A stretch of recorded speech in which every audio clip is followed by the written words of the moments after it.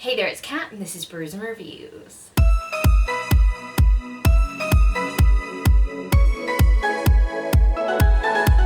So it's been 2 weeks since I posted a video, and the long and short of it is that I have been ill for 2 weeks and basically unable to do anything except sit there and be a lump and read. So, I mean, it was productive for reading purposes, but not so much for video purposes. Actually, I have a bunch of videos that recorded.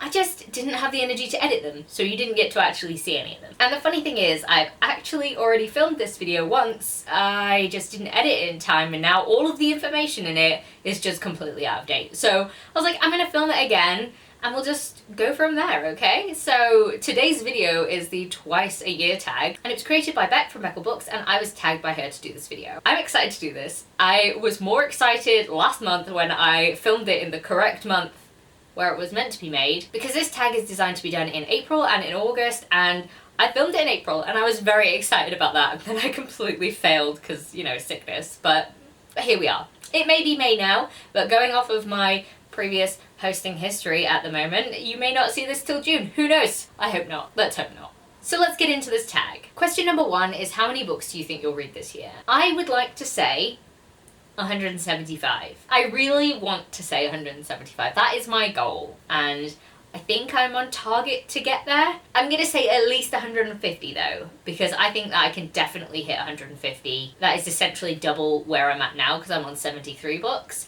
and I feel like that is manageable. I also think 175 is manageable, but I don't want to put too much pressure on myself, and I don't want to like put the expectation out there that I'm going to read that many, even though I would really, really like to. Question number 2, have you made a specific reading goal or target that you need to check in with and keep track of? I'm going to sort of more talk about my just Goodreads goal, because I talked about my targets in a video. I was going to say a recent video, but it's like a month ago now, where I did sort of a check-in and talked about the goals that I have. So if you want to know more about my goals overall, then go check out that video. I'll leave it in the description below. But as far as my Goodreads goal goes, I started the year with a Goodreads goal of 60, and I've sort of been progressively pushing it up as I go. My current goal is 80, and I do think I need to higher that. I'm probably going to higher it to 100. Every time that I get slightly near it, I just push it a little bit higher, just so that there is like a little bit of pressure, but not too much pressure, because we're not here for the pressurized life. We're not here for it. We just want to do reading and be happy about it. And sometimes sad, when you read a sad thing, I guess, but also happy.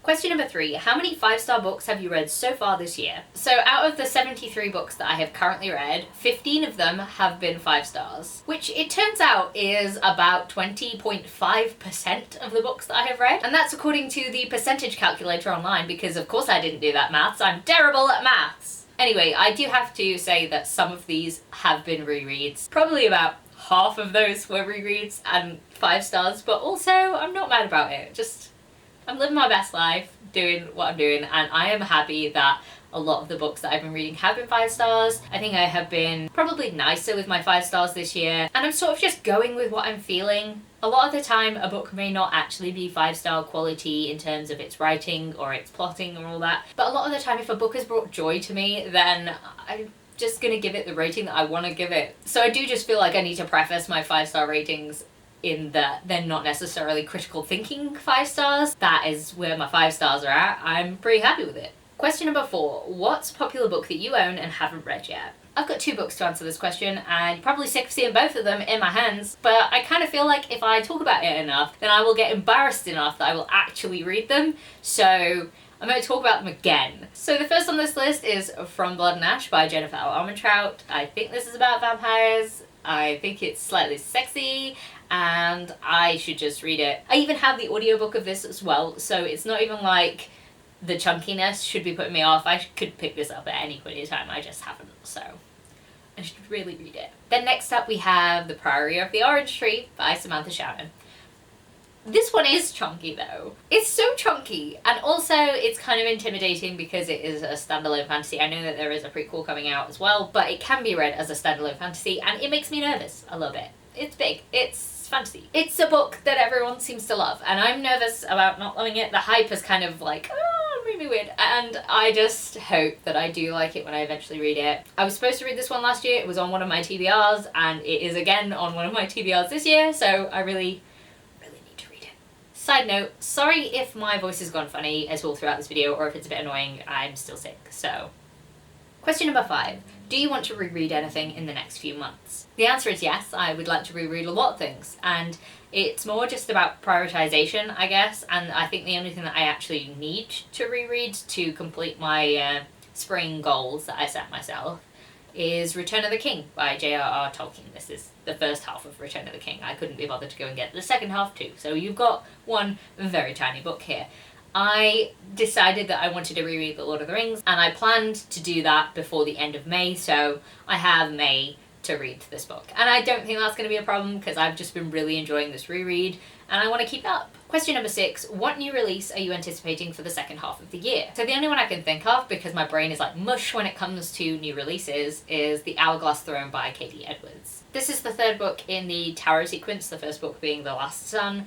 I love the series. Actually, I need to reread this series before that book comes out because I want to be in my feelings about all of these characters. It's just such a great time. There's like creepy stuff, there's a cool magic system based around tarot powers, there's Magnus and Alec level of banter between the characters in this book, and oh, some trauma. There's always some trauma, we love it. It is really funny as well, so it does kind of balance it out, but some very cool things. I'm very excited for book 3. And question number 7, what are you planning to pick up next, and do you think you'll rate it 4 stars or above? So this is another one of those books that I talk about in loads of videos, and I'm like, I still haven't read it yet because I'm definitely putting it off, but I'm finally reading it now. And it's A Court of Silver Flames by Sarah J Maas. This is book 5 in the Court of Thorns and Roses series, and I am very excited to read this book. I'm really hoping that it's good. I know it's going to be like trauma-filled, and I'm here for that. I just finished A Court of Frost and Starlight, and that was like fun, fluffy, cute fan fiction at Christmas. So I feel like this is going to be back to, you know, the drain on my soul in like a good way,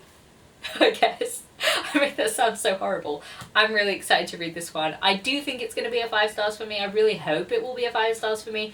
I know that a lot of people have very mixed feelings about this. It seems to either be a love it or hate it book, and I do think I'm going to enjoy the perspective that this book is written from, so hopefully I will find this a 5 stars. So that is the end of the twice a year tag. I did not actually manage to make it happen in April like I wanted to, but still, we are here around the time when it's meant to be done, and I have checked in with you guys. So I oh god, sorry, just had a coughing fit there. We're fine, we're not fine. Wow, it's a really good job. This is the end of the video because every time I talk it makes me want to cough now. So I'm going to end this video here. If you want to be tagged in this video, I tag you because it is really fun. It's a nice way to check in, and I hope you guys enjoyed this video. If you made it this far into the video, then please leave me an hourglass emoji, and if there isn't an hourglass emoji, because I don't know what emojis exist, then any sort of time emoji. That would be great. I would love to know that you were still here. And if you like this video, please leave a like, comment, subscribe, and I'll see you in the next one. Bye!